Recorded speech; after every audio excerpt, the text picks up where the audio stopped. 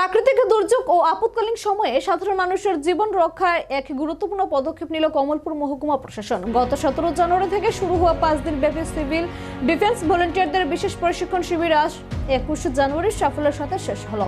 TSR 3rd ব্যাটালিয়নের অভিজ্ঞ trainer এবং কমলপুরের senior civil defence কর্মীদের তত্ত্বাবধানে এই পুরো প্রশিক্ষণ প্রক্রিয়াটি পরিচালিত হয়। এই শিবিরে মোট 55 জন ভলান্টিয়ার অংশ নেন, যার মধ্যে 40 জন পুরুষ এবং 15 জন মহিলা। প্রশিক্ষণ শেষে ভলান্টিয়ারদের দক্ষতার মূল্যায়ন করা হয়। প্রশিক্ষণে অসাধারণ নৈপুণ্য প্রদর্শন করায় প্রথম, দ্বিতীয়, তৃতীয় স্থানাধিকারী 3 জনের হাতে পুरस्कार तुला देওয়া হয়।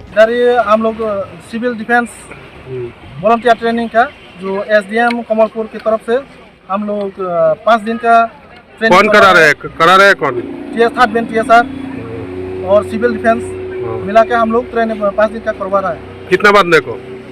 ये अभी फिर ट्रेनिंग से 40 आया था, उसमें से 38 आदमी अभी प्रेजेंट है। মহকুমা প্রশাসনের এই উদ্যোগের ফলে কমলপুর এলাকায় যে কোনো জরুরি পরিস্থিতি মোকাবেলায় এক দক্ষ ও সাহসী ভলান্টিয়ার বাহিনী তৈরি হলো বলে মনে করা হচ্ছে।